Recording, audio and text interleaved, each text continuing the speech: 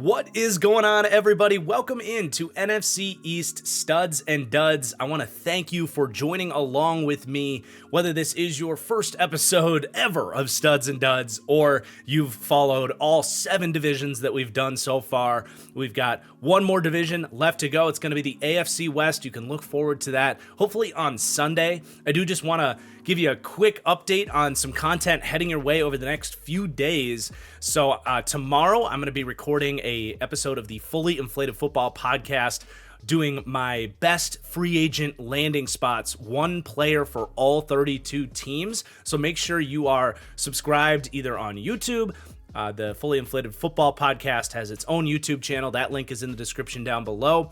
Or you can get that wherever you get your audio feeds. There's a chance, by the way, that we do Studs and Duds on the podcast next year instead of here on the main channel. So if you are a diehard Studs and Duds fan, definitely make sure you're subscribed there. I'm not going to commit to that right now, but there's a chance, so just might as well say that now. And then on Monday, at about 12:30 Eastern, I'm going to be live here on YouTube reacting to all of the free agent news. Free agency begins at about 12 Eastern. We're going to begin about 30 minutes after that. Last year I went live and nothing happened right away, and we were just sitting around twirling our thumbs. So going to start about 30 minutes after free agency. We'll see all of you guys there in the chat. Always one of the more fun days of the year on the channel. So I just wanted to give you an update on some stuff heading your way. And then, of course, all the draft stuff really going to be coming at you fast over the next 6-7 weeks as we lead up to the draft as well. So thank you for the channel update there. Let's go ahead and get started. I'm going to skip the typical monologue about what Studs and Duds is all about for this episode. If you're confused about the numbers you see on your screen today, you can go check out the last episode of Studs and Duds for an explainer on that in the intro. But let's get started with the Washington Commanders.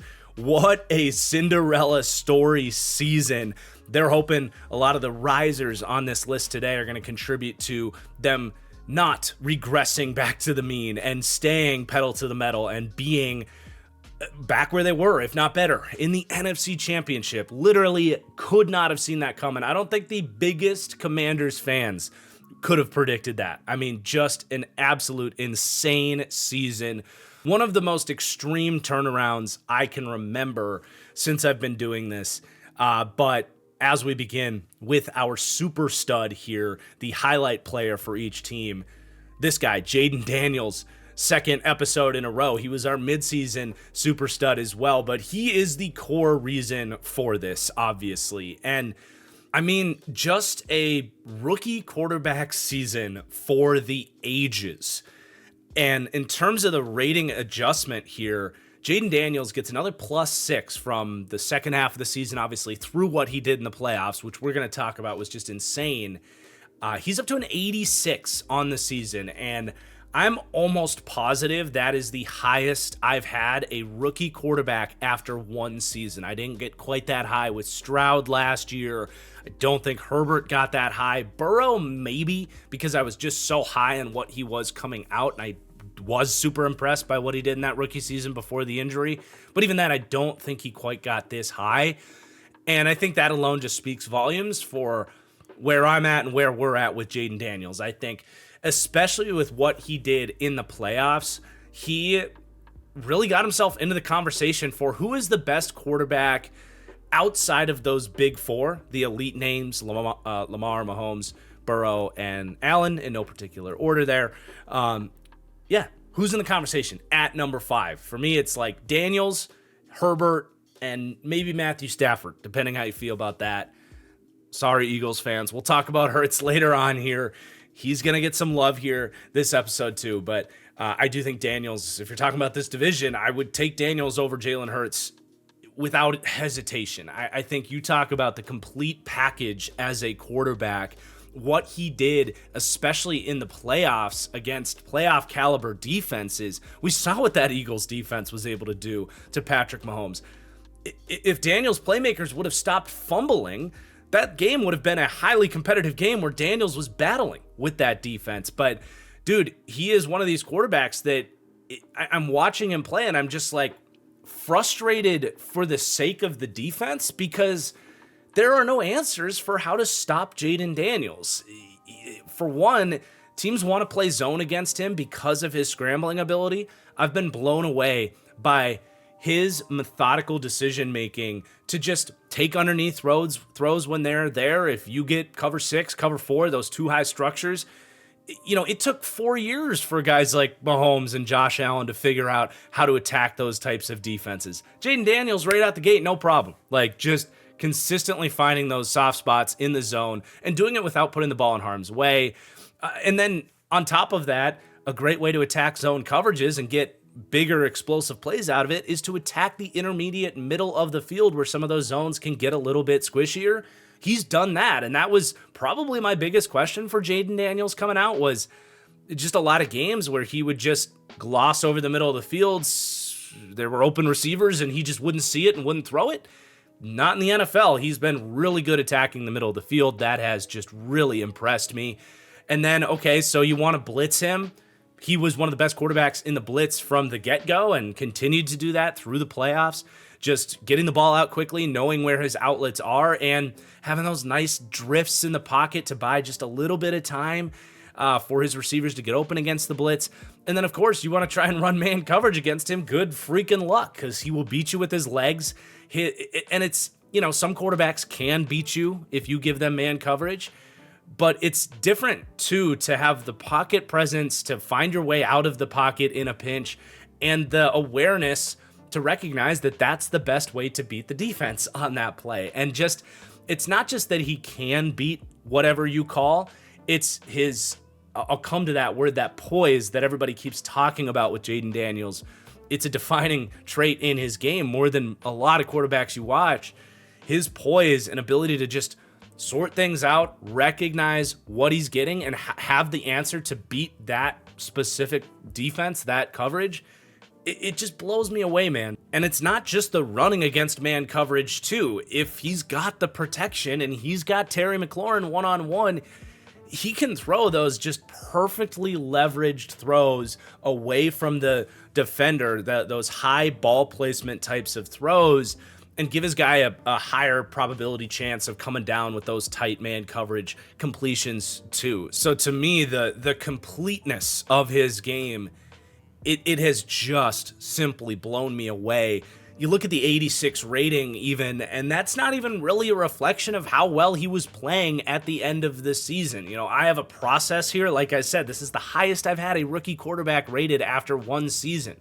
But the point here is, there is basically no reason to believe that he won't continue climbing and kind of get into the 90s and perhaps even enter that elite quarterback conversation with the Big Four as early as next season. He's out here doing this in his rookie season with a surrounding cast that I thought was super mid to bad heading into the year. Now, a lot of these guys stepped up, but it's not just the high-end stuff that he does, it's really the lack of weaknesses and the fact that he has an answer for everything that is so scary when thinking about Jayden Daniels.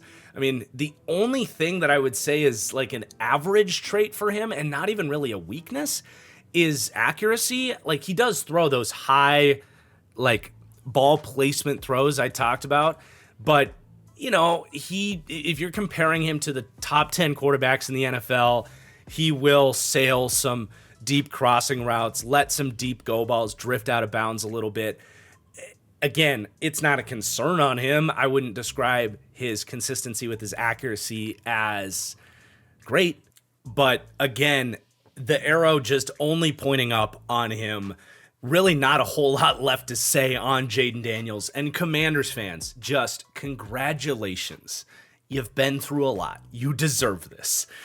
But it's not all about Jayden Daniels. It's only mostly about Jayden Daniels. We've got a lot of other players to talk about here for this team. We were able to fit all of the players for the Commanders on one page this time. At the midseason point, there were so many random, this motley crew of young players, veterans, mid-range veterans, all contributing, going up and down. We had two different pages here. We were able to get it on one here for our finale on Studs and Duds.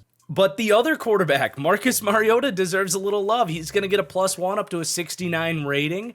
He steps in that the Carolina Panthers game. Daniels got hurt early, and Mariota effectively started that game. Ended up playing, I think, about 3 full quarters of that game and just balled out. Looked like Oregon, Marcus Mariota, making throws down the field, using his legs. Very comfortable in this offense. I think just kind of looks at what Jaden Daniels was doing and says, hey, I can do a little bit of that.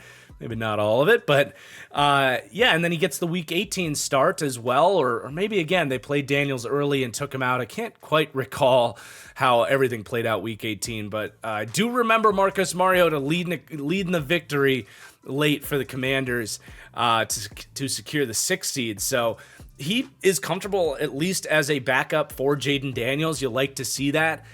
We're constantly at this point now like floating out who's going to be the next Geno, Baker, Sam Darnold kind of guy. Mariota might not be my first pick because he doesn't necessarily have the traits of some of those other guys in terms of arm talent and even accuracy at times, I think. But he's at least someone to think about as maybe a bridge option for someone. We've seen that a lot of these quarterbacks kind of peak late, so something to keep an eye on, or at least in the back of your head on Mariota. But I would imagine he will be back as the backup for Washington next year. Let's talk about these running backs. Chris Rodriguez ended up stepping in year 2 out of Kentucky. He was kind of Ray Davis before it was cool to be Ray Davis coming out of Kentucky, just a scrappy inside runner.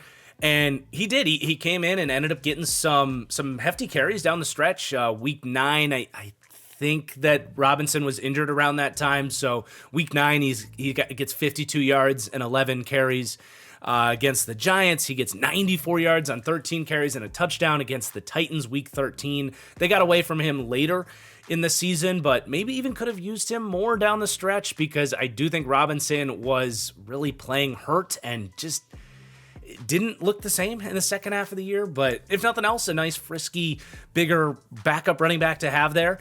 And then Jeremy McNichols, we raised him in the midseason studs and duds, but he as well looked really good on the carries that he did get. He had some really nice runs down by the red zone, seemingly always broke that essential tackle that they needed from him, sometimes in big spots. So, a couple nice backup running backs here in Washington. But let's talk about the pass catchers. Terry McLaurin this time around is going to go up. I had him at an 88 rating midseason. He was playing well, and people were like, why didn't Terry go up? I'm like, I've always loved Terry. I've got him rated super high. I think he's playing up to that rating. But I think as the season went on, he held up that he is having the best year of his career, that he is even better than we previously thought. All he needed was a quarterback to get him the ball consistently. Obviously, Jaden Daniels was the guy to do that. And, some of the run after catch touchdown he had against the Lions, right, in that playoff game, just reminding us that this is a guy that ran like a 4.34. Like, he has crazy speed. He seemingly catches everything. He's one of the best just 50-50 ball winners in the league. He really is. And he had a career best 65% contested catch win rate this year. And it felt that way watching him play. Just such a trustworthy target in a pinch for Jaden Daniels. So up into the 90s for Terry McLaurin. What a year.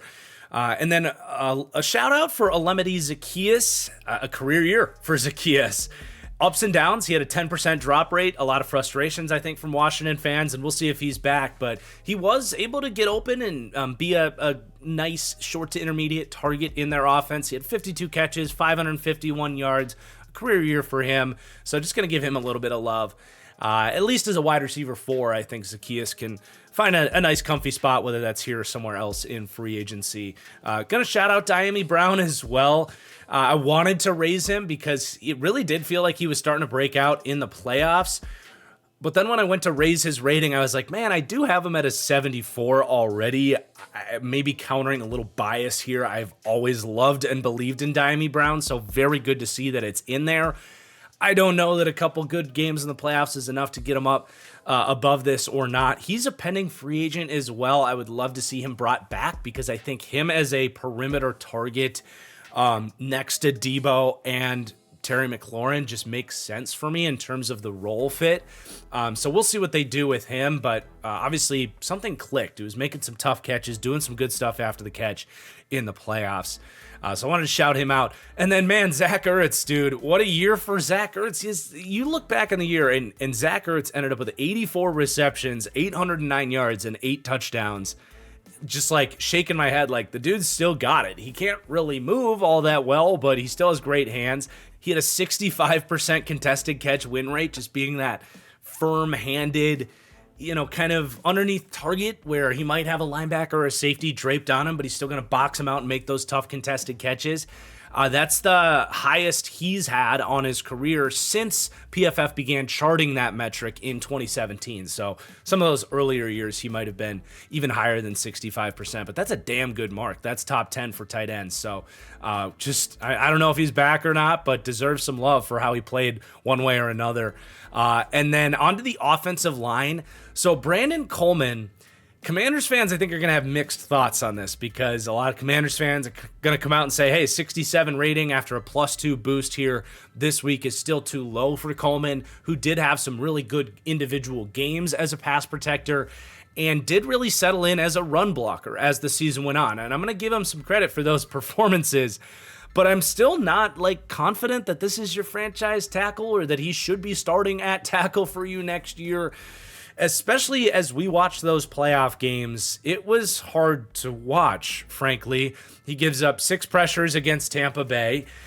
Better in the Detroit game. As we know, Detroit was out pretty much everybody on that defense. He gave up 2 pressures against Detroit. Pretty nice game for him in that matchup. But then again, really bad, giving up 4 pressures against the Eagles in the NFC Championship. He had a PFF pass blocking grade in the playoffs of 33. That's deeply in the red. So I do still think he's a guard and could actually develop into a really nice guard, especially with some of the good run blocking stuff he did for this team this year. So he's going to get some love. It's +3 on the season for their 3rd round pick. Very much a roller coaster year for Coleman. There's something there. It's just a matter of what position do they play and can he become a more consistent player? But that is all we have on the Commanders offense. Let's talk about their defense, that I do think a lot of these guys really stepped up as the season went on. They still have a lot of work to do here, but Dan Quinn started to find some of these pieces that really work well for his defense. And one of his guys here, Dorrance Armstrong, did have a really nice year this year. And he was another one of these guys that really kicked it up in the playoffs. He had 5 sacks in those 3 playoff games, which was enough to get him up to 10 on the entire season. The Detroit Lions game was the game of his life. He had multiple big high leverage sacks in that game, beating his man too, not just coming unblocked. And he ends up 27th in the league in pass rush win rate this year as well. So, I don't think Dorrance Armstrong is a number 1. I think if they could get that, I know a lot of people want it to be Myles Garrett. Maybe they do that, maybe they don't, but maybe they find someone in this deep edge group. But if they could find a true number 1 edge player, or if any of these interior defensive linemen like a Johnny Newton could emerge as a legit 1, I think Armstrong as a 2 has settled in as a good contract for them, like $15 million a year, and had a nice season. And then Dante Fowler as well. Just throw him on this list of just kind of random veterans that quietly had very good years for the Commanders. The NFL scouting department for the Commanders in this new look front office deserves a lot of credit for identifying some of these guys that really contributed, guys like Ertz.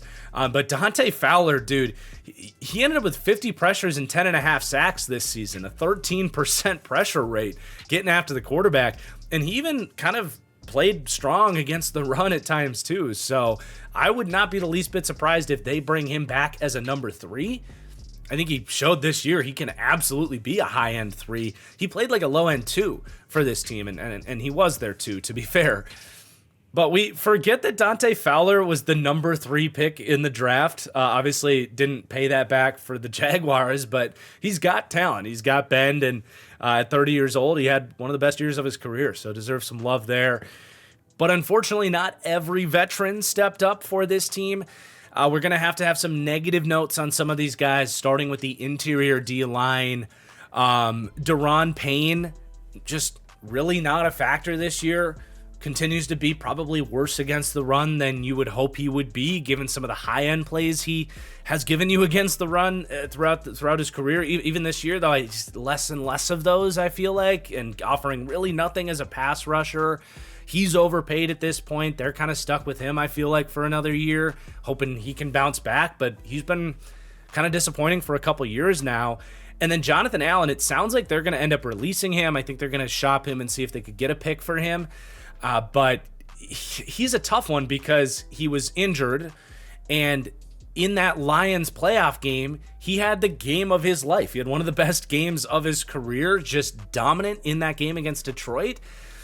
But just that wasn't the story on him last year or this year. And again, it feels like they're going to be releasing him. So a -2 for both of these guys. Still, I think, capable players, but not what they once were, as really one of the premium interior duos in the league, and certainly one of the highest paid ones. I will shout out Johnny Newton. High expectations for him coming in as a 73 rating, second round pick. I don't think he exceeded those on the season. He battled through injuries. I do think as the season went on, though, you definitely saw those explosive pass rushing reps that you drafted him to give you. And I'm encouraged by what he's going to be able to do next year. Hopefully fully healthy off of the foot injury that did slow his kind of entry into the league a little bit. And yeah, I just wanted to give him some love. I think the 73 rating is okay for where we're at. He still isn't really doing much as a run defender either. But I was encouraged with him getting after the quarterback late this season. Hopefully that can compensate and he can step in for Jonathan Allen, who it looks like is going to be gone most likely this offseason. But into the second level, Bobby Wagner definitely deserves some love. He gets a contract extension with the Commanders. He can still play, man. He can't move like he once did. They have to kind of work around his skills in coverage. But in terms of the run defense, he can absolutely still do that. He is the smartest linebacker in the league and still plays at 245 pounds. He can still get off blocks and is a consistent tackler. Arguably the best run defending linebacker in the league still to this day. And then he actually continued to do some really good stuff as a blitzer in this defense too. Had a really good win rate on blitzes this season. So good for him, man. Good for the Commanders. Still getting something out of Bobby Wagner, Dan Quinn, his guy. You love to see it. Let's talk about this secondary. Some good, some bad. You know, the Marshon Lattimore trade was bordering on being a disaster for the Commanders. He comes in injured, doesn't play a lot. They push him in for the playoffs, and he was kind of getting cooked. Again, he was trying to get back from that injury and give something to this team that traded for him. I still like Marshon Lattimore, but he has missed so much time over the years, and now you see him get out there and start to look bad when he's playing, and you're starting to wonder if the injuries are just racking up a little bit too much for him. Just a -1. We'll see if he's back and what he can do next year. He's going to be one of these guys that has a big year ahead where it's like, I don't want to tank his rating quite yet, but the pressure is going to be on for him to sustain this 85 rating and show that he can still play up to that level. If he comes out and he's playing and just looks average, going to be someone that falls pretty damn quickly, I think. And then Benjamin St-Juste, got to tank the rating. He was getting cooked. I don't get why. I mean, they have other safeties, so I understand it. I would love to see someone pick him up, give him a full conversion to safety. He just doesn't have the athleticism to play safety. To corner, but he tackles. He is quick for a big guy. He's just slower, and his hips are stiffer, but his feet are quick. He stays in front of guys. Would love to see him go to one of these kind of Fangio-style systems and get a chance to actually just move to safety. I think he could do it. I've been saying that since he got drafted, but as long as he's at a corner, it's a woof with a capital WOOF. And then some of these young players in the secondary, we can end on a positive note here. Mikey Sainristil, dude, woo! What he did down the stretch was really impressive. The 2-interception game against the Lions, especially, showing some of that recovery speed and the ball skills with the interception on Jamison Williams. But he ends up on the year with 9 pass breakups and 4 more interceptions, getting involved in the run from the perimeter. That was interesting, right? He projected as a slot corner, but he stepped outside, and I'm just, man, I think it's still an exercise you need to do to say this guy's probably a slot, but it has been eye-opening over the last few years. The amount of these undersized corners, whether it's DJ Reed, Darius Williams, there's a long list of these guys that just can play outside corner with ball skills and zone instincts and quickness and the size. If you're in the right system where you're a number 2 corner and you can play off and just be a guy that, might not be a lockdown corner, but is going to get targeted more because you're the number 2 corner and just have those instincts to read the quarterback's eyes and be instinctive, almost an extension of your safety staff. That's a great role for Sanders still as well. I think he could also step back into the slot and play that at a high level too. It's nice to have that flexibility, knowing they need another corner. They might need 2 other corners depending what they do with Lattimore. But it's nice to have that flexibility of like, well, we could go to slot guy or we could play Sanders still in the slot and play someone else outside. But a really nice rookie season for Sanders still, +4 on the year. He's up to a 75. Did have his ups and downs, right? He did give up 750 yards on the season, so like still has a lot of room to grow in terms of limiting the amount of receptions and yards he's allowing. But by rookie cornerback standards, still pretty good, and the ball skills were outstanding. But then into the safety group, Quan Martin just had a really steady season in what was effectively his first year really playing safety. At Illinois, he basically played a little bit of free safety, but mostly that kind of strong safety slot corner role. And then in his rookie season, he played mostly slot corner. So really playing free safety for the first true time in a long time. I don't know, going back to like freshman, sophomore, junior year, that type of stuff, maybe played more free safety, but he spent a lot of time focusing on the slot. So good to see him kind of have a steady season. He ends up with a pair of interceptions, kind of capped off the season in a big way with the pick 6 against the Lions. I think did a good job too in terms of run support, limiting those big plays, showing off the speed, decent tackling consistency. 15% is like NFL average for a safety. So I like Quan Martin. I think next year could be kind of a breakout potential season for him on the back end. Just a lot to like from him. Still a long way to go though. And then Jeremy Chin, really solid season as well. Up and down in coverage, but did show some splash plays, defending that kind of hook zone, curl flat, manning up tight ends, doing a lot of that stuff as that kind of extension of the safety group. He's a great player for this team to have to make up for Bobby Wagner, who just doesn't have that range anymore. So you can blitz Bobby Wagner, but play a 3 safety defense, bring in, they play Percy Butler. I think they could upgrade that role, frankly. Maybe you get Benjamin St-Juste involved in the safety group a little bit. I don't know, just a thought.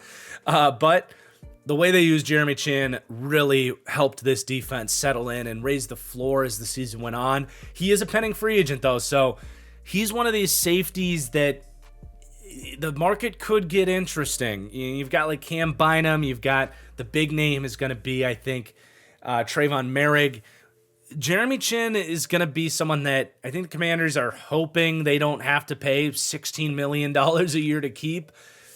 I don't think they will, but he is a unique skill set that someone could really fall in love with and pay big bucks for. We'll see what happens there. I know he certainly is going to want that big payday because he was he broke out early in his career for the Panthers, 2nd round pick, high athletic ability, and then just kind of tapered off. He signs the prove it year deal here in Washington, and he kind of proved it. So it's kind of the point of the whole thing. We'll see what happens. But yeah, there's your Commanders. Let's move on to just a completely different tone of a conversation with the Dallas Cowboys.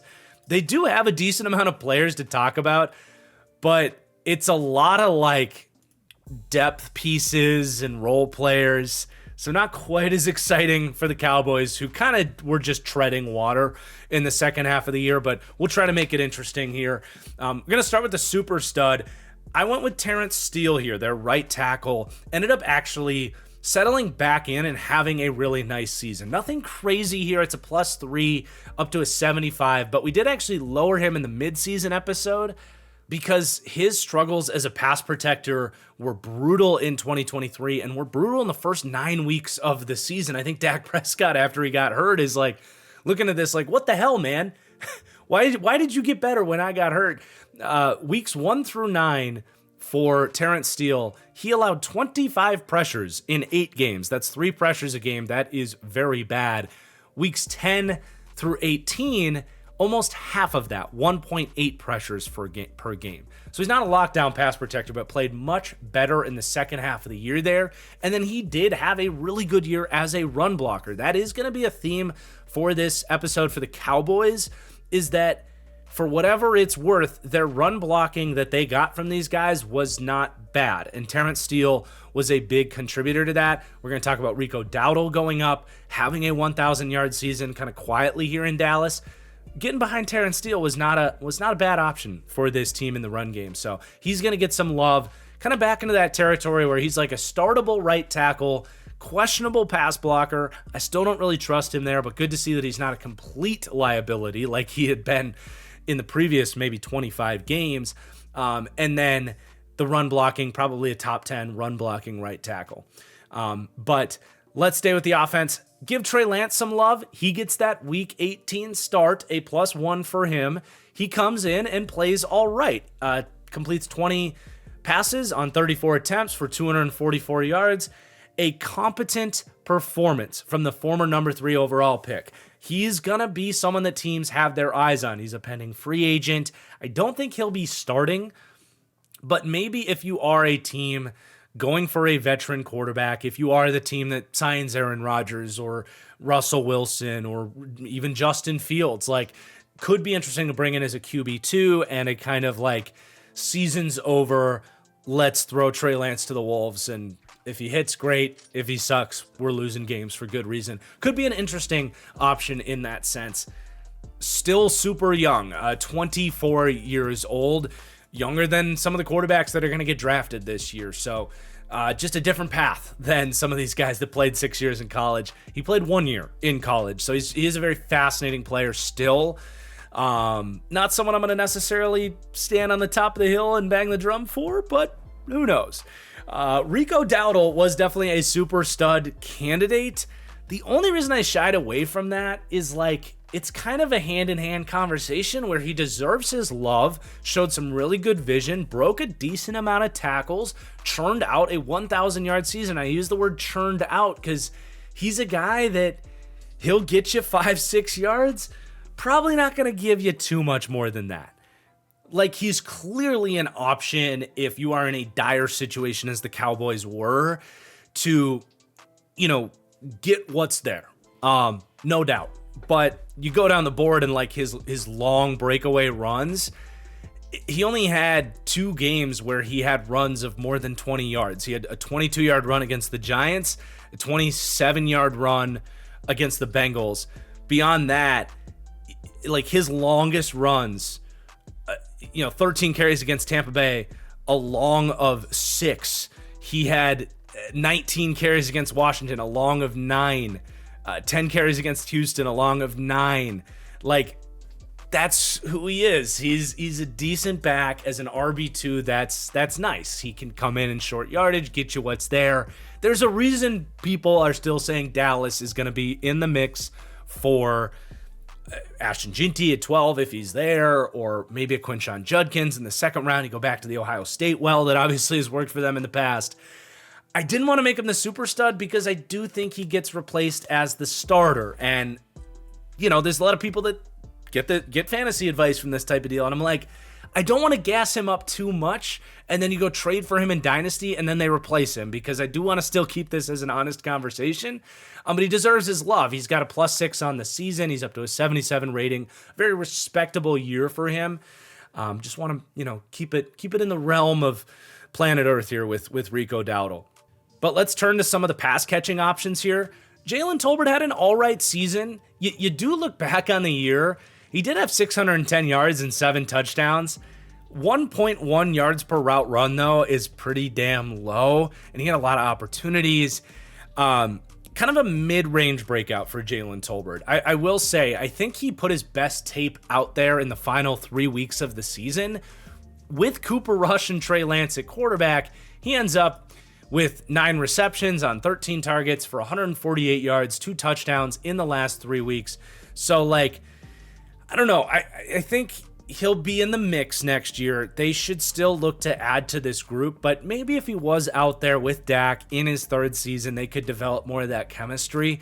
He is their type in that outside wide receiver role, just not going to be your primary target, but if CD is bottled up and you got to push the ball downfield and, Dak's not the biggest creator, he likes to have a guy that can go in, tough catches, go over a corner. I think Tolbert can do that. Not an elite player or anything like that, but definitely deserves some credit for having a nice season in a challenging circumstance with the quarterback play. We'll see where they go with him. Ryan Flournoy made some plays later in the season as well. He gets on the field late, ends up finishing the year with 10 receptions for 102 yards. Nothing crazy, but he's an athletic 6th-round pick out of Southeast Missouri State, right? I liked his physical tools, so keep him on the back end of the depth chart, let him keep developing, keep an eye on him, I suppose. And then Luke Schoonmaker ended up getting some starts with Ferguson getting injured in mid-season. And in those games, he did produce. He catches 6 passes for 56 yards against Houston, 3 for 3 and a touchdown against Washington, 5 for 5 for 33 yards against the Giants, ends up with 0 drops on the season, catches 4 for 4 on his contested catch looks. So checking a lot of boxes in the receiving game. Still an abysmal run blocker, doesn't have a ton of play strength. So if he could just beef up a little bit, he has the willingness as a run blocker, but he just really falls off blocks in that phase. But he's got potential in the receiving game, showed some of it this year. He gets a nice +3 up to a 69 rating. Nice. And then Brevin Spann-Ford, they played him, I think, because Schoonmaker is just not a good blocker. Brevin Spann-Ford is like half tackle. He's kind of the young Mercedes Lewis type, if you will. I would be interested to see him put on 30 pounds and just play tackle, because he was actually really good in his pass blocking snaps for Dallas. But he did make some catches when they threw the ball his way, and he actually ended up getting on the field for 304 snaps this season. So he gets a +3 up to a 65 rating. And all of a sudden, Dallas has a decent 1-2-3 punch at tight end, with Ferguson as the 1, and then Schoonmaker as this kind of athletic 2 for 12 personnel, and Spann-Ford as someone that can be more of a blocking specialist for you. And then we have to have some conversations about this offensive line still outside of Terrence Steele. This offensive line was a mess in terms of guys playing at different positions every week. I would wager that this was one of those teams that you look back in the last at least half of the season and they didn't have the same offensive line rotation any single week, maybe a couple weeks in there, but these guys really were moving all over the place. They did, to their credit, just keep Cooper Beebe at center. Just, he was playing well and they didn't want to mess with that, and that was great. He held up pretty well at center, looked good in the run game, up and down in pass protection. Still, when you could isolate him one-on-one, I do think his kind of change of direction ability can struggle against quicker interior offensive linemen, but generally a good season for a rookie center, especially a 3rd-round one. He's up to a 70 rating, and there's going to be some talks about what position he's going to be best at for the future, but I think he could be a center, no doubt. It's just going to come down to, I think, like what kind of system they want to be, because he's a 335-pound center. You don't see that too much. If they want to be this man gap inside zone type of run game, I think you're totally fine there. If you want someone that's going to be more of a move player at that position, you might go with more of a Brock Hoffman here at center and kick Cooper Beebe out to guard. But it's nice to have that flexibility one way or another, especially when Brock Hoffman did play well. He ended up getting a decent amount of snaps this season, played some right guard as Zach Martin was battling through that injury, and held up okay there, and then ended up starting a couple games at center when Beebe was hurt. And, nothing crazy here. He's up to a 67 rating, +2 here. But I think through his name in the ring as an option next year, they have a lot to sort through in terms of where they're going to invest, where they're going to draft, that type of deal. They could go O-line in the 1st round and just keep Hoffman as a swing player on the inside, or they could decide he's going to be a starter at either center or guard next to Beebe with Tyler Smith, and that's your 3, and you could maybe live with that. So I think he definitely deserves some love. And then some of these true backup types, Asim Richards, He's interesting because he was a 5th round pick with a ton of athleticism. He's still relatively young, still 24 years old. And he stepped in with Tyler Guyton battling injuries and actually played pretty well as a pass protector. He's one of these like smaller, like Zach Tom looking tackles where he kind of, some teams like to profile him as a guard. But he has played well at tackle when he stepped in, better than Tyler Guyton did, at least as a pass blocker. So at least as a swing player, I like him. I do think he continues to have developmental upside, though. If he were to get a longer stretch of games, I would be fascinated to see how he holds up because he does move really well. Was just a raw developmental player coming out of North Carolina. And then TJ Bass, undrafted mauler out of Oregon. Not much to speak on as a pass blocker. But again, they had so many injuries. They had guys stepping in. TJ Bass played a little bit at left guard, a little bit at right guard, ends up with a 70 PFF run blocking grade in some of those games that Rico Dowdle was really contributing. So as a guy to come in as a backup and move guys in the run game, I think he can absolutely do that. Pass protection wasn't necessarily pretty for him. But let's talk about this defense. Not as much to say here, but Osa Odigizua definitely deserves some love. A career high in pressures for him.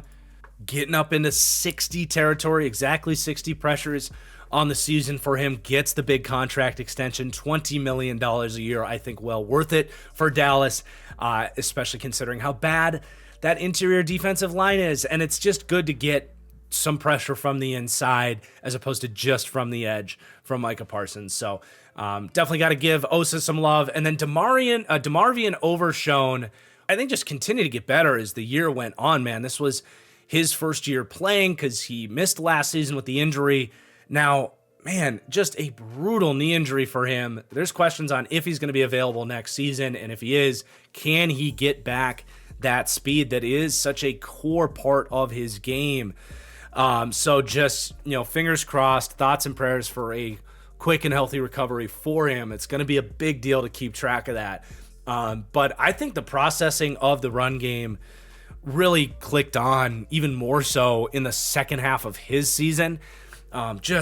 He reminds me a lot of Jeremiah Owusu-Koramoah, where his speed to processing, he's not always processing the right thing. He's still a young player at a difficult position, but he doesn't second guess himself, and he goes and he gets to the football in a hurry, and it's just very impressive. He does stuff in coverage. He's an excellent blitzer. Did miss 18% of his tackle attempts. That's something, if he can get back healthy, he's going to have to clean up. But a lot of high-end flashes for him. They were really excited for his development and what he was showing this year, rightfully so. Just a devastating gut punch. Going to be one of those signature injuries that it's like, man, that came at a really bad time for this guy, on a guy that has had bad injury luck in the past. Could be a comeback player of the year type of candidate, because this is one of the bigger, most serious injuries that a player is going to have to recover for next season. And then Maurice Luafau stepped in. Was getting some playing time before the injury, but really had to step up when he got hurt, when Overshown got hurt. And, I don't know. He's okay. +1, 66 to a 67. Was more of like he got some playing time and had some moments. He did have 2 forced fumbles on the season. That's probably the biggest thing you'll write home about with him was punching for that football. But, a little bit late to the football at times, not the best athlete, really not a great coverage player. I see him as a backup and still kind of an overdraft in the 3rd round. I know it's not what Cowboys fans want to hear. It's just, I don't know, maybe things come along and he can really start to process things at an elite level. But it's just where I'm at with him. And then Jordan Lewis, to wrap up the Cowboys, had an excellent season. He's a pending free agent. They got him back on the cheap, like 1 year, $2.5 million deal. I don't think that's going to be the case again.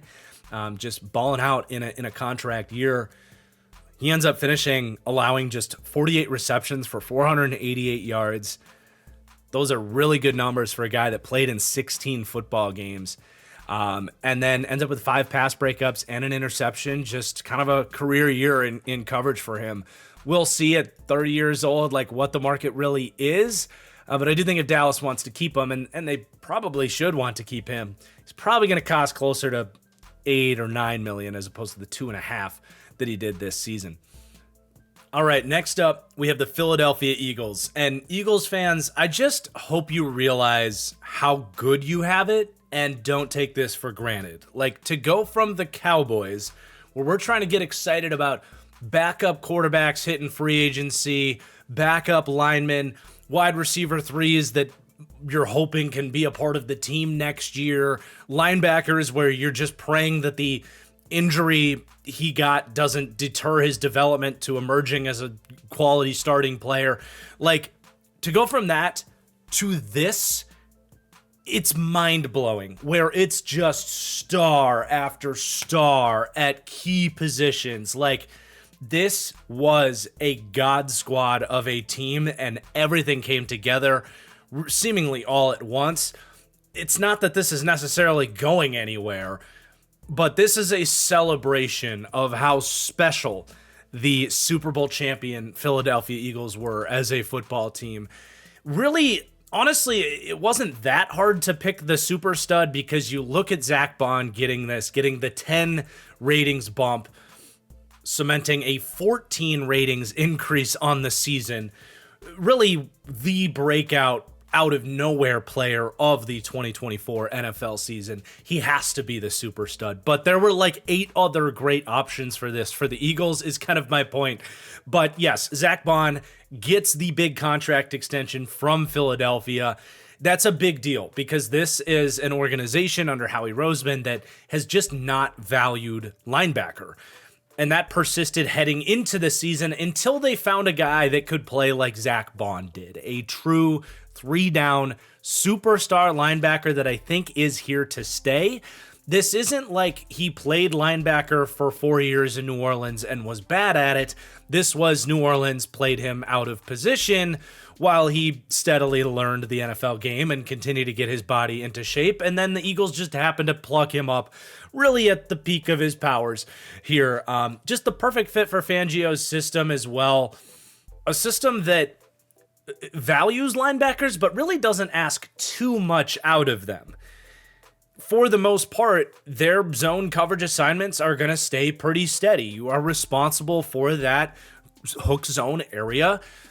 And while their coverages can get complicated and mix things up on the back end, balancing between 3 cloud and cover 4 and cover 6 and cover 2, for the most part, your linebackers are going to be doing the same thing. And I think it does help a guy like Zach Bond, who is relatively new to the position, keep things simple and play fast and take those correct risks. It's not even really risks when he, makes these beautiful interceptions where he's turning his hips and covering depth. He's willing to do that because he understands where everybody else is and what he can do within the coverage structure. Anyway, he was excellent in coverage. He was amazing as a run defender, which isn't a huge surprise because he's strong and is used to taking on blocks as a former edge player. And then, by the way, as a former edge player, he's a great blitzer, too, when they do want to blitz. It's just, there's nothing really left to say about Zach Bond. It's one of the more memorable, quote-unquote, out-of-nowhere breakouts, but I can proudly say, quote-unquote, out of nowhere, because I did say in the Eagles deep dive, if I had to bet on who's going to be the best linebacker in Philadelphia, it would be Zach Bond, because when the Saints seldom did use him as a linebacker, the tape was there. So credit to the Eagles for identifying that. Little pat on the back for myself for one of my better takes this year. But yeah, contract well-deserved. He's going to be the super stud. We've got a lot more to talk about with the Eagles defense, but let's start with the offense. And this, of course, has got to start with what you Eagles fans have been waiting for. You're sitting on the edge of your seat, ready to watch me eat crow on Jalen Hurts, who absolutely turned things around in a big, big way from the start of his season that I was hypercritical of, right? Like, I made a one-off video focusing on his film and all of his weaknesses as a passer. I lowered him in the midseason studs and duds. And really after that, like right after all that stuff I said, they hit the bye week, kind of changed things with the offense, and Jalen Hurts locked in and went on a run, dude. And I have got to give him credit, especially for some of the things I was critical of him on, that he got better at. Those disgusting turnovers that he had in the first 4 weeks, 4 turnover-worthy plays against Green Bay, 2 against Atlanta, 2 against New Orleans, 3 against Tampa Bay, all in the first 4 weeks of the season. That's 11 turnover-worthy plays in the first month. He comes off the bye week, goes all the way to winning a Super Bowl, and has just 8 turnover-worthy plays the rest of the season. So literally from the second that became an issue and I was calling it out and being critical of him for it, he just completely weeds it out. Becomes, I would have to check, like, you know what, screw it, let's do it. Let's check week 5 through the Super Bowl, turnover-worthy play percentage. 1 second. Okay, it's up there, 5th. 1.9% though, which is like crazy low. There was some dudes taking really good care of the football this year. Bo Nix, well, geez, Bo Nix at 1.5% is just crazy for a rookie. And Jaden Daniels at the 2 leaders in turnover-worthy play percentage were rookies, Bo Nix and Jaden Daniels. What a year for rookie quarterbacks. Anyway, Jalen Hurts cleaning up the turnovers with a snap of a finger. He deserves a ton of credit for that, and that is really the key factor in why they were able to go on this run and play the way that they did. If you want to be a run-the-ball play defense team, you can't be turning the football over, and Jalen Hurts understood that, and he stopped doing it. So huge credit for him there. But then the other area that I think he got so much better at this year and as the year went on was as a runner. Eagles fans even agreed with me when I made this video. You watch him last year and even earlier this year, he just wasn't really running with like urgency. He wasn't breaking tackles. He wasn't having those explosive runs that he had kind of in 2022.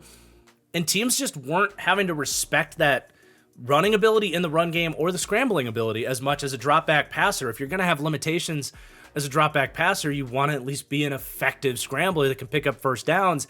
He started doing that. His yards per attempt was up almost a whole yard this year.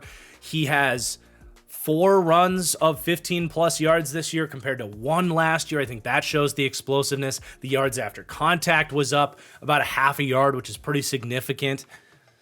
10 more missed tackles forced than he had last year. For Jalen Hurts to be the player that he is in terms of play style, the running element is a big part of why the Eagles paid him and what makes him great. And he did it at a much better level this year. I don't know how you could even argue with that. I gave you the numbers, but the film, I think it says even more towards that than the numbers do. So massive improvements there. And then there's a third area with Jalen Hurts that I have to give him credit for that I think I have even discredited going back to when I lowered him in the last episode and all that, is he is genuinely one of the most accurate throwers of the football in the league. He just does not miss throws. So if you're talking about a guy that you're going to be critical, and I'm going to be critical of like how easy this situation is, that he's a product of the environment and all that, and I want to make some points and like kind of defend my stance on him as not being a top 5 quarterback through that lens. But if that's going to be a criticism or whatever, and you're going to put him in this elite situation and try to ding him for that, for what it's worth, if he's got an open first read, more than pretty much any quarterback in the league, he ain't missing it. Those go balls to A.J. Brown where he's mossing defenders and Devonta Smith is making great catches, that ball is going to be catchable, if nothing else. He's not sailing it out of bounds. He's not leaving it short. When they hit that play action and they've got Dallas Goedert screaming open over the middle of the field, he's not going to sail it and throw an interception to the safety. And he's been really good about that in the last 3 years. And I do think I have to give him more credit for that. And with these being like Madden ratings, like bumping up his accuracy is a big part of this 80 to 84 jump. Like he is genuinely one of the elite accurate quarterbacks in the league. It is an elite trait that he does have that I don't think I've given him enough credit for that. So I had to start this conversation by giving him, the 3 areas of his game, especially that he has really impressed me. And I guess a 4th area is he is cool, calm, and collected in the biggest moments. He does have a clutch factor. It's hard to really weigh that. But it does carry some weight as well. And it's not necessarily these like crazy come from behind moments where he shows that. I think it's when the 4th quarter starts and it's a close game. That seems to be when he really locks in and finds some tough answers to what defenses have, developed game plan wise throughout the course of the game. So that'd be a 4th area he deserves credit. Now, Look, I will stand my ground a little bit here. The top 5 conversations on Jalen Hurts, especially the people that are putting him in the big 4 conversation with those truly elite quarterbacks, I can't get there. And until he shows more on tape, and specifically tape in a game script that isn't this environment, he just cannot do and or does not have the opportunity to do what the other great quarterbacks do. Look, here's the craziest thing on Jalen Hurts. So since week 6, I made that video week 5 after during his bye week. So coming off the bye week, let's read off the amount of completions in every game that Jalen Hurts had in these victories. 16, 10, 16, 18, 14, 18, 15, 11, 14, 25. Now we're in the playoffs. 13, 15, 20, 17. The Eagles were able to play in this game script of run the piss out of the football, play amazing defense, and when we get to third down, we're going to try to give you a good first read, or you can throw it to A.J. Brown or Devonta Smith, pretty damn good options. And if it's not there, we want you to take off and run. Don't turn the ball over. We'll live to see another drive. And what that does is it shelters his deficiencies. The things I'm critical of Jalen Hurts on are he's not really a guy that's going to scan defenses and progress to second read throws and pick you apart from the pocket.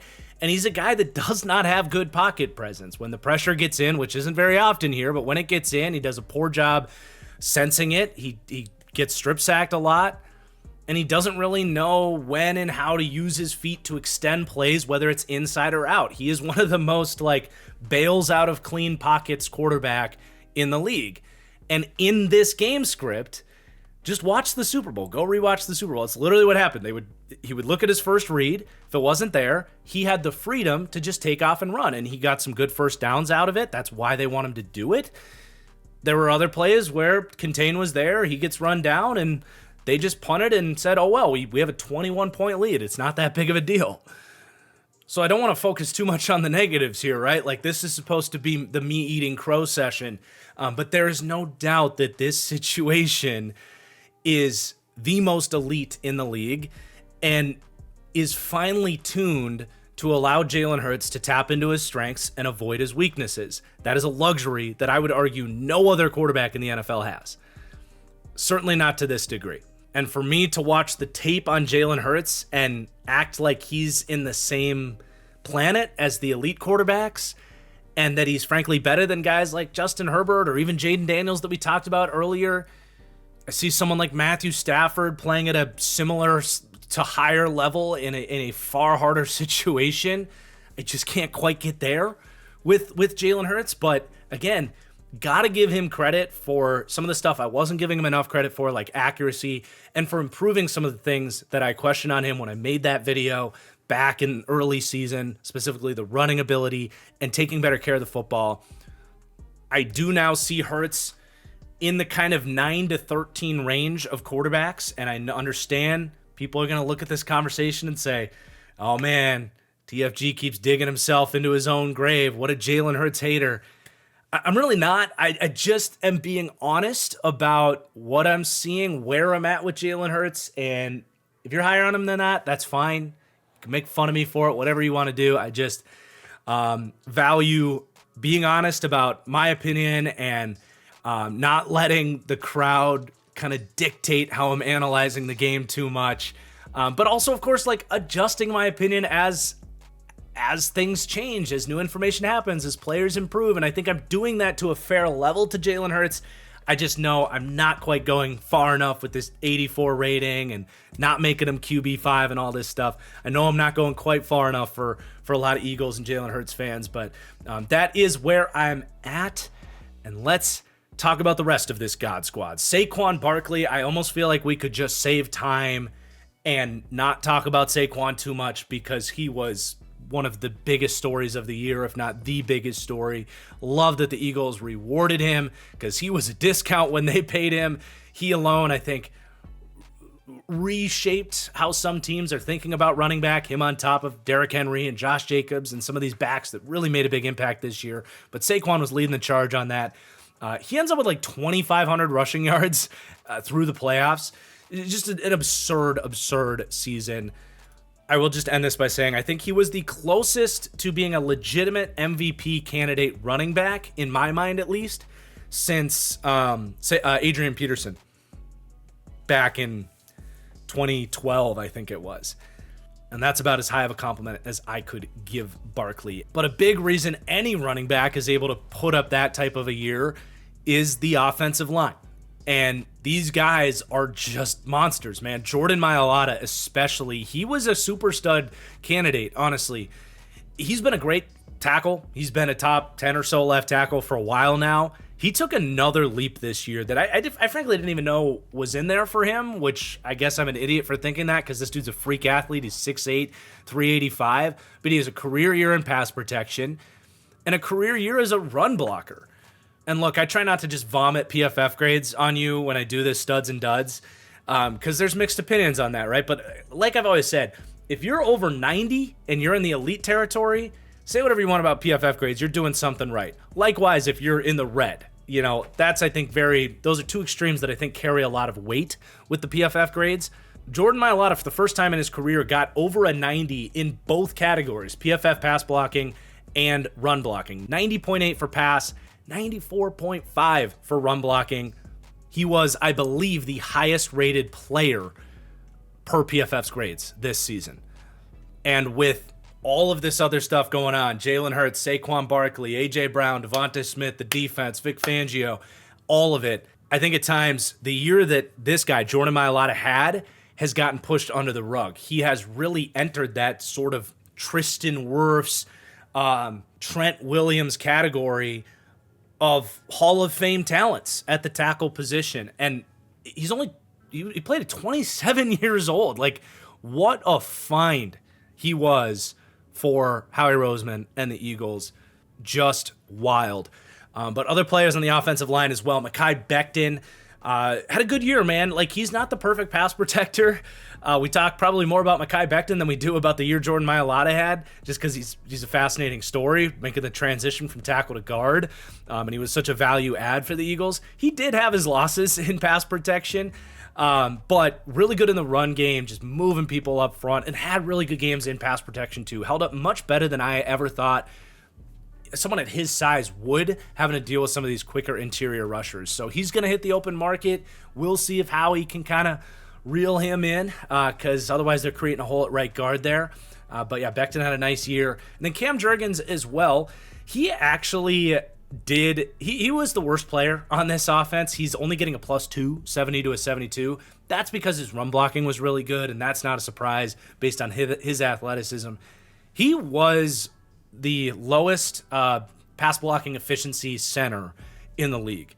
If teams were able to isolate him, that is where you were able to pressure Jalen Hurts and the offense. So he's not perfect. He hasn't been the Jason Kelce automatic replacement that you could fully hope for. In the run game, he's been pretty good, but yeah, deserves his respect, but he's not quite there yet in terms of pass protection. Hopefully can continue to get better into his third year as a starter, because he did play guard last year with Kelce still there. But let's flip over to the defense. Man, this was just the fact that we've already had the conversations we've had, and then we still have to talk about what we're about to do with this defense.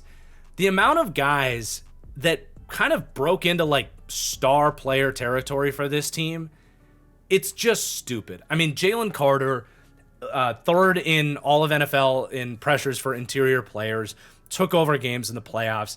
The fact that they got him with the 9th pick because the Saints are idiots and had to have Trevor Penning and gave him a future first and then sucked. And then the Eagles, who were coming off a Super Bowl appearance, got the best player in the draft that fell because he was involved in some idiocy in college. The fact that this team got him, it makes everybody else angry, Eagles fans. So again, just count your blessings. Jalen Carter is freaking awesome. He is on a ascending path towards being one of the premium interior defensive players in all of football. He's already in that conversation.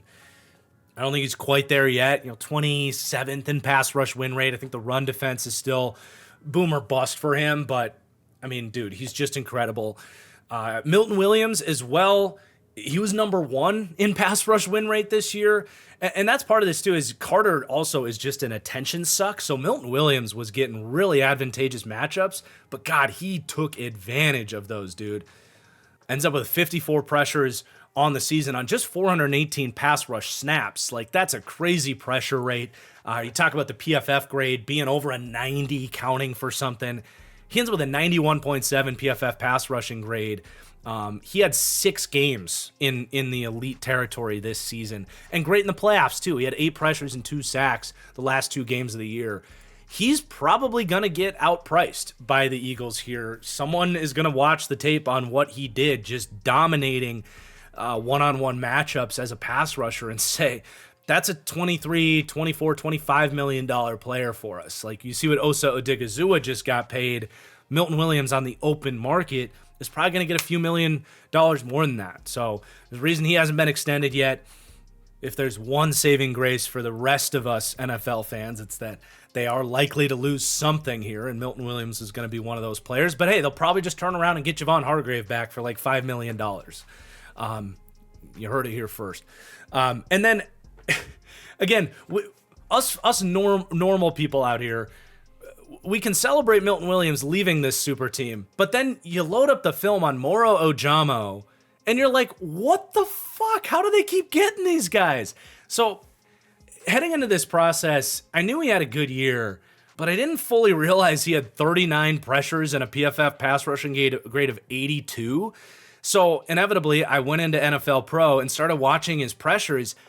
I'm like blown away by how good this guy is, and frankly, how confident the Eagles should feel about him stepping into that Milton Williams role.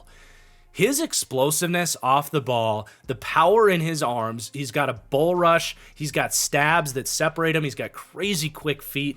Like, where was this at Texas? He was like a kind of static run defending defensive end. It tested really well, but the Eagles have unlocked that athleticism. It is night and day. This guy is going to be a problem next year.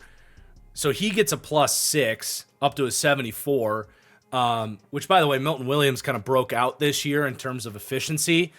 Williams was a 75 heading into the year. Like, that's exactly where Ojamo is heading into next year. So look for Ojamo to emerge as a bigger name next year. Then you go to the edge. Nolan Smith, complete hit of a first-round pick. Another guy I didn't quite realize how good of a year he had. He had 50 pressures, 11 sacks. And it's not like you can say, well, of course he had that many pressures. He got to play 20 games, but he only played 755 snaps, which was 26th in the NFL. So he played like a normal amount of snaps and ends up, top 30 in pressures and top 12 in total sacks. But especially with him really figuring things out later in the season, in his 4 playoff games, he had 19 pressures and 4 sacks. Really came on strong, and that's just as a pass rusher, where I think he's really starting to figure out, because he's an undersized guy. He's really starting to figure out how to weaponize his quickness to get after the quarterback. But as a run defender too, like really showing up in that phase, I think they feel pretty good about the last 2 guys we talked about, Nolan Smith and Ojamo, replacing Milton Williams and potentially Josh Sweat. And in turn, why they felt comfortable paying Saquon Barkley and extending Zach Bond. These last 2 guys, the +6 ratings boost for them.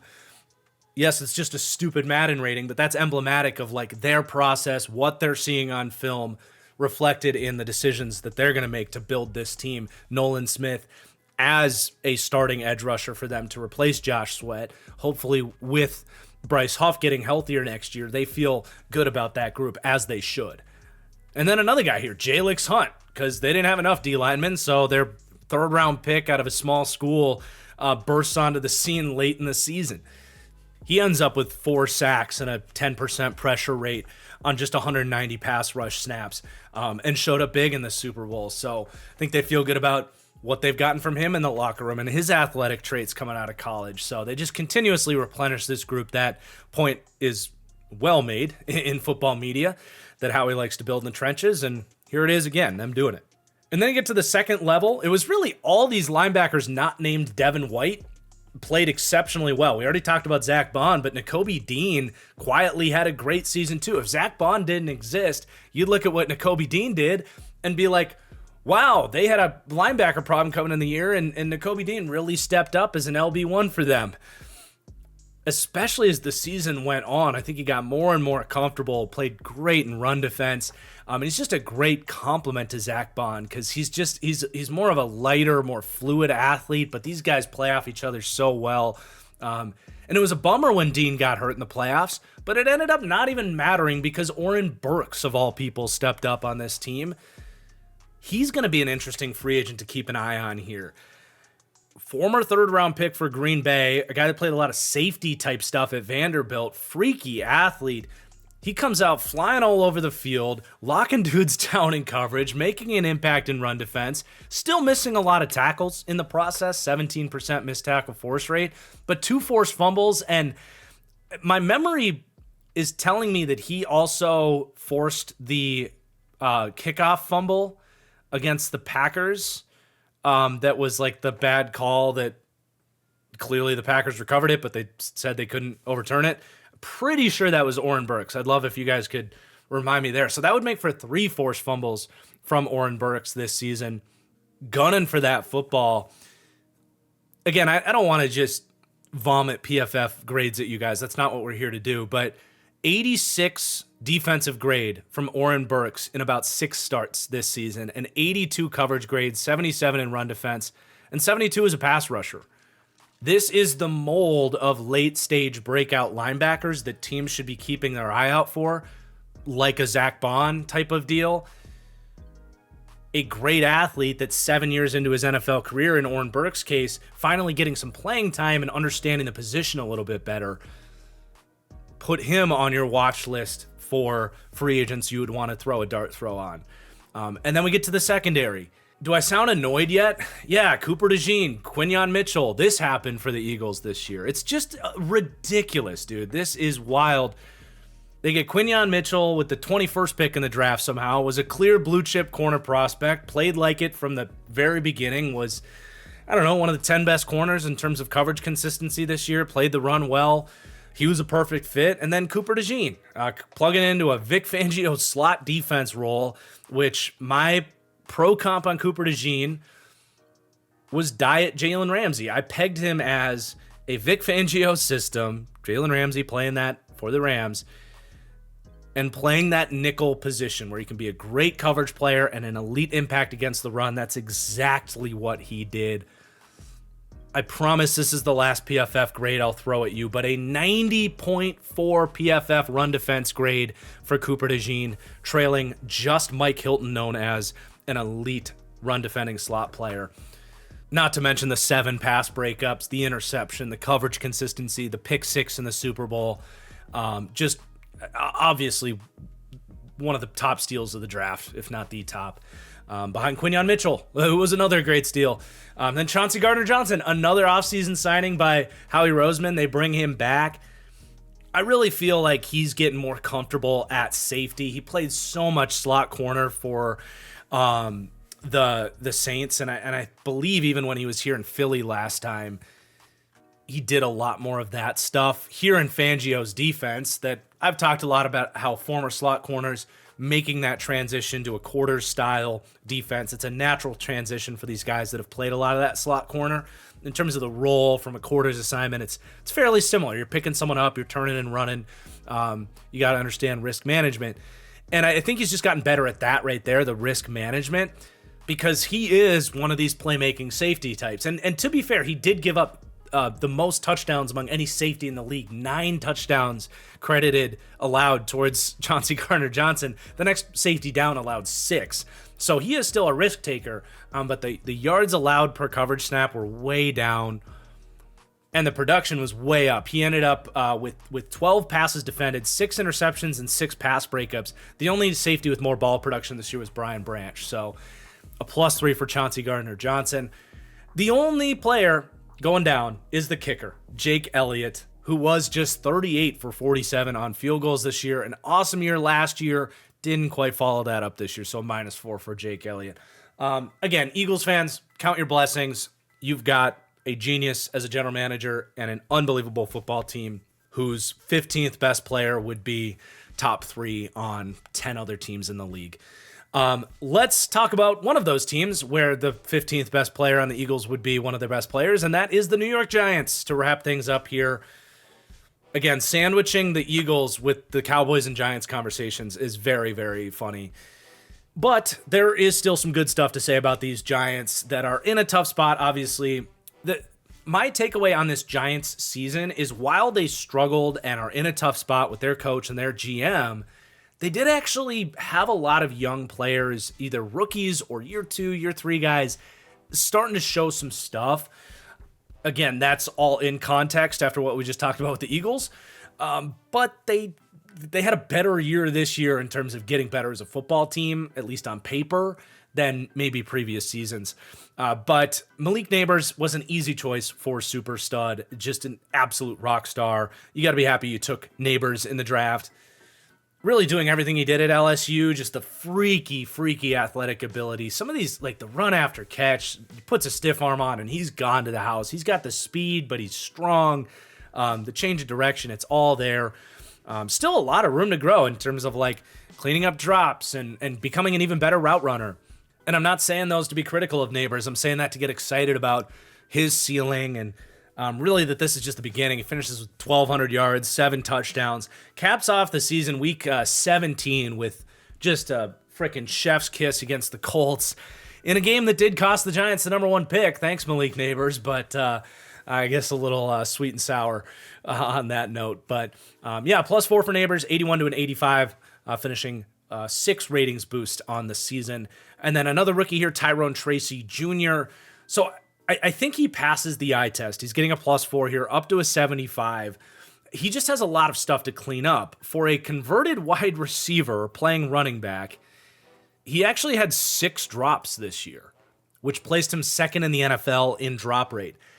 And then he also fumbled the ball 6 times, twice in the receiving game and 4 times on the ground. Like, you have to ding him for those things. Like, the ball security with him, like, he's got to go to sleep with the football this summer because he can run. He's got vision. He can make guys miss. He's got speed. He's got acceleration. There's a lot to like, but you can't trust him if he's like the equivalent of starting Jameis Winston at quarterback for your running back.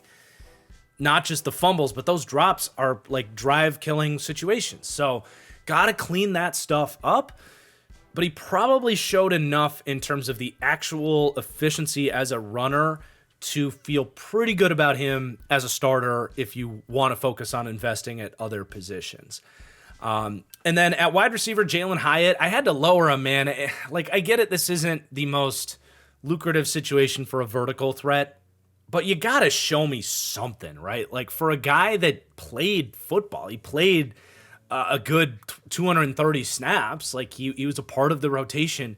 He gets targeted just 19 times, and then he only comes down with 8 receptions on those for 62 yards. He had a drop in there. He had an just truly abysmal 0.29 yards per route run. Like, Darius Slayton on this team was at 1.08, and Giants fans can't wait for him to leave.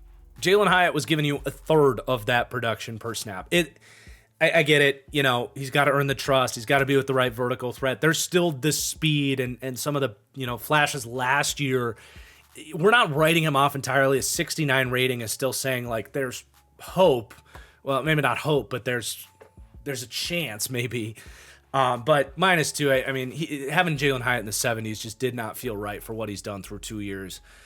But then on a more positive note, Theo Johnson, another young player here, rookie tight end out of Penn State. He contributed when he was out there, man. He had 18 catches for 216 yards in the 5 straight games before he got hurt. Another guy that's got to clean up the drops. 5 drops from him. Drops were just a really bad deal for the Giants this year. Everybody's got to hit the jugs machine. And he's just not a great run blocker, so there's still a long way to go for Theo Johnson, but he was definitely better as a rookie than I thought he would be. I did not like his tape at Penn State, man.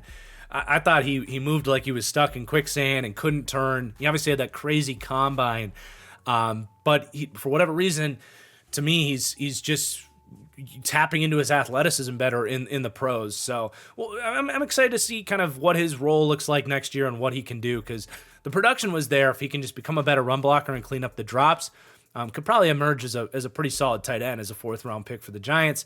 And then Evan Neal, look, the pass blocking is still, like, makes you want to peel your eyes out. I think he should play guard. I really do. His run blocking was really good. He does not have the feet to play tackle. That much is clear. But kind of frustrating, the Giants weren't able to look around at league trends around the league at guys like Mekhi Becton and Daniel Falele for the Ravens, and say, hey, teams are taking 6'7" linemen and putting them at guard in a way that the league historically hasn't. Give it a go with Evan Neal. What do you have to lose? But that's all we got for the offense. Let's talk about the defense. Elijah Chapman continues to kind of show up as a fun, undersized, rotational DN, doing a little bit of run defense, kind of slipping blocks, making plays in the backfield. Ends up with 8 defensive stops on the season. You'll take it. 19 pressures and a sack as well. So, for what he is as a undrafted, undersized kind of tweener that's your 5th or 6th guy in a rotation, sure, he's a nice, fun player. Deserves getting discussed in a series like this. And then Kayvon Thibodeau. This, honestly, you could make a case that Kayvon Thibodeau could be the super stud, just because I think I'll put it this way. I feel the best about Kayvon Thibodeau as I have since he got drafted, which I loved him coming out. But the first 2 years of his career, it was just like really underwhelming tape. He ended up with some decent pressure and sack production because he's played a lot of snaps and has some of those flash wins in there. But I went and watched his pressures from the season, because he had the highest PFF pass rushing grade he's had on his career, the best pressure rate he's had, 38 pressures on 360 snaps, 6 sacks. And I gotta say, man, I'm optimistic for the first time on Kayvon Thibodeau since 2022 when he got drafted. I think he has really started to rush with more power, because that was something he always could do at Oregon. And then in the league, he's just been kind of trying to be a speed rusher. Really saw him go into that bull rush and then using the threat of that to then tap it into his athleticism. And he doesn't have this complex pass rush plan, but he's got the bull rush working for him much better now. That's going to be a good starting point for anybody. And then he was mixing in some really good swipe moves that felt like he just had more of a plan, where he would get guys to set for the bull rush, and then he would break out the swipe kind of like a cross chop, but not fully, and then just use that swipe to get hands off of them and then accelerate to corner. It was working for him. He had some really big games out there. What he did at Dallas, Indianapolis, the Week 18 against Philly, the backups were in, so we'll take that for a grain of salt. But he had 5 pressures, 2 sacks in that game. Regardless, the development is there for me, at least to an extent. And heading into year 4, it's going to be a big year for Thibodeau, because obviously the contract. And this is a guy that he was an interesting character coming in, where like he's about making money, right? Like he likes his brand, he wants to make a lot of money, and he was very open about that. Well, you can't make money if you don't sack the quarterback a bunch. So maybe this offseason, working with Brian Burns, he can really turn a corner, literally and metaphorically speaking. But I'm optimistic for Thibodeau, especially as a 3, because you got Burns, you got Dexter Lawrence, and he did all this after Lawrence got hurt, which is interesting too. So at least in terms of surprise impact and feeling good about the Giants, that's probably the most important conversation we'll have today.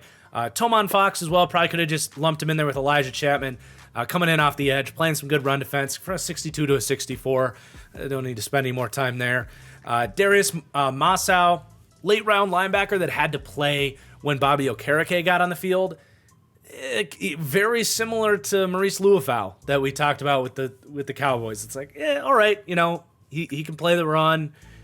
Different players, because Masau is a little bit lighter, a little bit twitchier, but not quite as strong against the run. But, as a backup linebacker that got some snaps as a rookie and didn't trip over himself and shit his pants, sure, we'll give him some love for it. Cordell Flott getting to play outside corner. Always been an interesting player as a 6'6'1" lanky corner that played a lot of slot in college and played slot early in his NFL career. they stick him outside, and he was okay. I'm not going to act like he emerged as a starter for them. He was still someone that teams could pick on and didn't have like a bunch of crazy plays or anything like that, but he held his own, deserves a little bit of a bump here, 70 to a 71. And then Deonte Banks, unfortunately, I'm in a lower 1. They ask a lot of him. They do. They treat him like they're number 1. He deals with number 1 receivers all week, all year long, and he's just outmanned and outgunned in that situation. You would wish to see some more high-end games from him, which just haven't come. I still do believe that he can develop, but we're running out of time here if you want to see the former first-round pick emerge as a number 1 corner. But we'll wrap up with Dane Belton, the safety. He ended up really starting when Tyler Nubin went down, and he played well. Really athletic guy coming out of Iowa, whose tape has really been bad up until this season. But the last 5 games, gets the starts. On the season, he ends up with 5 pass breakups. He's a really nice pick on the Colts where he's kind of out of position, but he shows the athleticism, turns and tracks the ball over the shoulder. Nice pick there. Probably the best thing about him was he was a really solid tackler, a 9.3 missed tackle percentage on 49 total tackles, staying square, wrapping guys up. Did give up 226 yards on 258 pass rush snaps and 3 touchdowns allowed. So again, the coverage stuff is still very much a work in progress with him, but showing off some ball skills and tackling ability is a good starting point for someone that's still a young, kind of developing safety. Wouldn't mind him in a safety 3 role, and we'll see where it goes from there next year. All right, that's going to do it for the NFC East episode of Studs and Duds. I hope you guys enjoyed. This was a really fun one to record. So let me know your comments down below, where you agree, where you disagree. Am I just a raging Jalen Hurts hater? Am I completely wrong? Or do you think I'm right? Or did I convince you that he's more QB 9 to 13 range as opposed to top 5? I just want to hear your guys' feedback, as always. And while we're in the discussion of feedback, I would love to hear your guys' thoughts. If I were to do Studs and Duds strictly via the Fully Inflated Football podcast, what would be your thoughts on that? Just from a business perspective, it's something I've considered for the channel. I just would be open to feedback on if we were to make that transition next year. It would all look the same. It would just be in a different place on YouTube. But I think most of you guys probably follow the podcast anyway, so it might not be a bad idea. Let me know your thoughts. Please do hit that like button on the way out. We got one more division to do. Look for that on Sunday. And we'll see you soon for more content. We'll see you for the podcast tomorrow. Peace.